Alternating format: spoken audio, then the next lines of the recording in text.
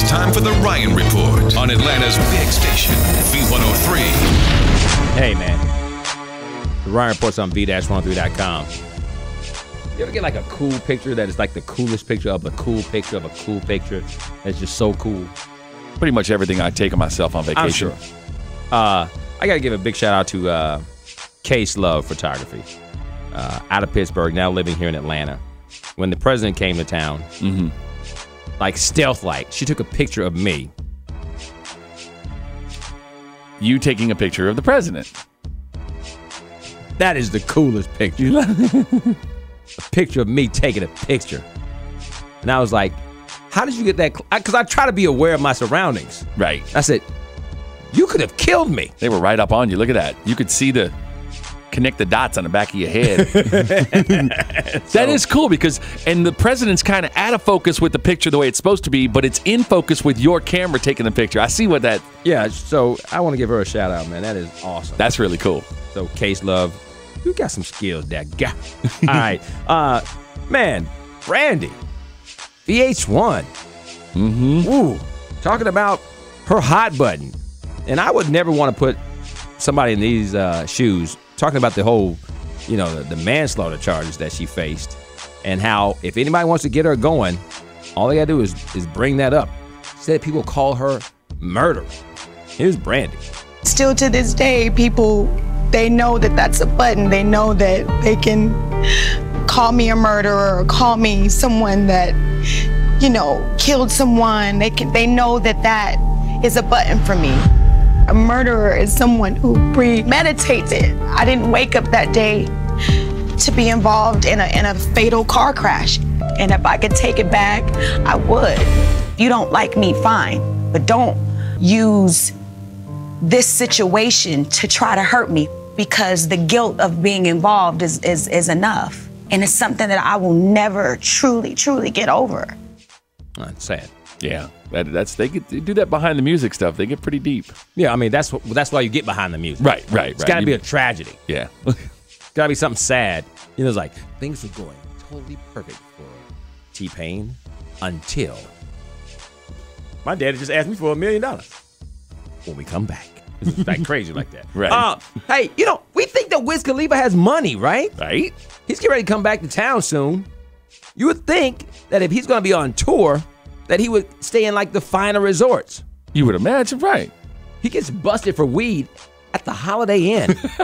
They do have a great salad bar. In Nashville, Tennessee. Maybe not that. That's the home of country music. They got to have at least a hard rock or something up there, right? Of course, April 21st, he's staying at the Nashville Holiday Inn, and somebody next door complained of a strong smell of marijuana. Hey! I believe in colors over there. Wiz Khalifa Malifa's smoking some black and yellow. Yes, front desk. Yeah.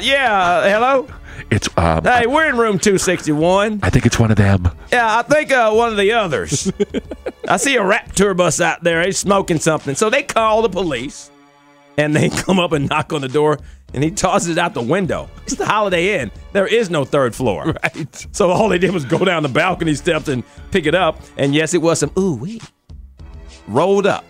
And then Wiz admitted that he had 3.7 grams in his pocket. Got a citation and probably smoked some more after he left. Yeah. After they left. Get ready, man. Mariah and Nick are inviting everybody to their wedding renewal. They're going to renew their vows. How long have they been married? 4 years. And it's time to renew? They're renewing again. Okay. So are you ready to go? Yeah. Well, we got to catch a train to Paris. Oh. Because that's where it's going down. The Eiffel Tower. Friday evening. They're doing it. It is going to be a double celebration because them babies was born on their wedding anniversary.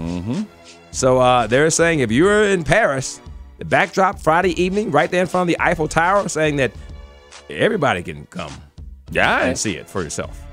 All right? All right. And a black surgical mask that Michael Jackson wore the night before he died is on the auction block.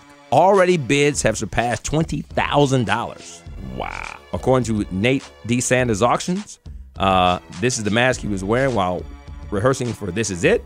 They say the mask is made of silk fabric designed by Michael himself and contains visible traces of his stage makeup along with a strand of his black hair.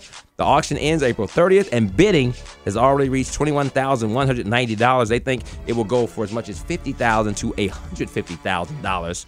But I talked to Joe, who told me, "Oh, I got my own band now. I got my own. You know, Dr. Rico Short. He's the Indonesian to the stars. I got a mask he put on me. Hey, Rico, tell Michael send the money down. My mask, spelled M-A-S-S. We're gonna put up on Shebay. That's my sister website, Shebay. S-H-A-Bay.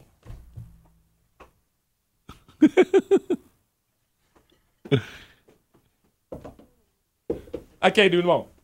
Bye, Joe. That's it. Right report.